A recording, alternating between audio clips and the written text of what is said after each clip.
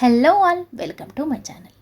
మీ అందరి కోసం మరొక హెల్దీ అందరి ఫేవరెట్ అయిన దోశ రెసిపీ చూపిస్తున్నాను. దోశ అంటే మనం రేషన్ బియ్యం అవన్నీ వాడితే కార్బోహైడ్రేట్స్ ఎక్కువగా ఉంటాయి, షుగర్ లెవెల్స్ ఇంక్రీజ్ అవుతాయని షుగర్ పేషెంట్స్, ఎక్కువ ఫ్యాట్గా ఉన్న వాళ్ళు తీసుకోవడానికి కొంచెం వెనకడుగేస్తారు. ఇప్పటి నుండి ఆ కష్టమేం లేదండి. ఈ దోశ ఒకసారి ట్రై చేయండి. అచ్చం రేషన్ బియ్యంతో చేసిన దోశలాగే ఉంటాయి. ఇంతకీ ఈ దోశ ఏంటని ఆలోచిస్తున్నారా? మంచి పోషకాలు, ఫైబర్లు, విటమిన్స్ అధికంగా ఉండే మిల్లెట్స్ అరికెలతో చేసిన దోశలండి. ఇవి చాలా బాగా యూజ్ అవుతాయి. మన ఫ్యాట్ లాస్కైనా, షుగర్ పేషెంట్స్కైనా, ఎలాంటి వాళ్ళకైనా చక్కగా ఉపయోగపడతాయి ఈ అరికెలు.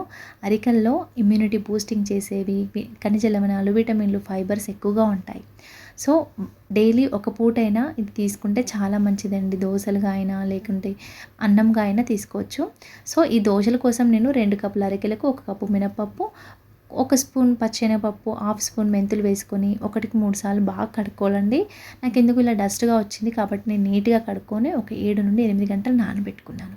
ఇది మిక్సీకి వేసుకోవడానికి ముందు ఒక హాఫ్ స్పూన్ నుండి ఒక గుప్పెడు వరకు మీరు అటుకులు వేసుకోండి, అటుకులు. అవి నానిన తర్వాత మిక్సీకి వేసుకొని నైట్ అంతా వదిలేస్తే నెక్స్ట్ డే మార్నింగ్ ఇలా పులుస్తుంది. ఇప్పుడు ఈ పులిసిన పిండిని మీకు కావాల్సినంతగా ఒక సపరేట్ గిన్నెలో తీసుకొని ఇందులో మీ టేస్ట్కి తగ్గట్టుగా సాల్టు, దోశ పిండికి కావాల్సినన్ని వాటర్, అంటే కన్సిస్టెన్సీ వచ్చే వరకు తగినన్ని వాటర్ కొంచెం కొంచెంగా యాడ్ చేస్తూ ఈ విధంగా కలుపుకోండి.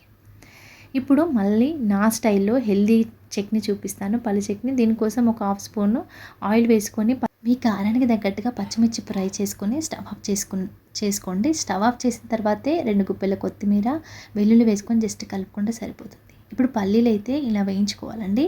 వేయించుకొని మీకు పొట్టు లేకుంటే ఇష్టమో మీకు కావాల్సినట్టుగా రెడీ చేసుకొని మిక్సీ జార్లో వేసుకోండి. ఇప్పుడు ఈ పచ్చిమిర్చి, వెల్లుల్లి, కొత్తిమీర అదని కూడా ఇందులో వేసుకోండి.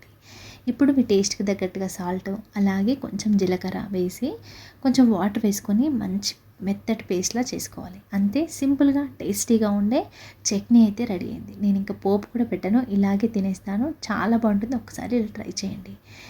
నేను దోశల్లోకి స్టఫింగ్గా క్యారెట్, ఆనియన్స్ అవి తీసుకున్నాను. మీకు నచ్చినవి తీసుకోవచ్చు.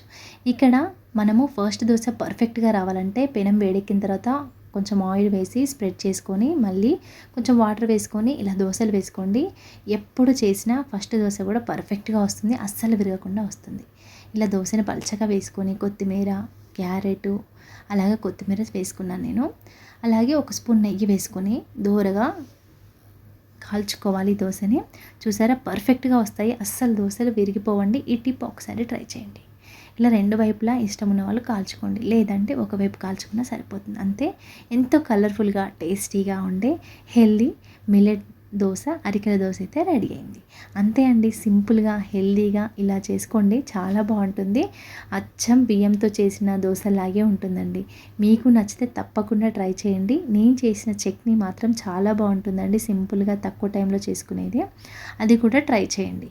ఇక్కడ నేను స్టఫింగ్గా క్యారెట్, ఆనియన్స్ అలాగే కొత్తిమీర వాడాను కదా. మీకు నచ్చితే కారం అయినా లేదా మీకు నచ్చిన మసాలా అయినా, అంటే ఆలు కర్రీ పెట్టుకుంటారు కదా, అదైనా పెట్టుకోవచ్చండి. కానీ నేను ఇలా ఇంకా హెల్తీగా ఉండడానికి, టేస్టీగా ఉండడానికి క్యారెట్, ఆనియన్స్ అయితే యూజ్ చేశాను.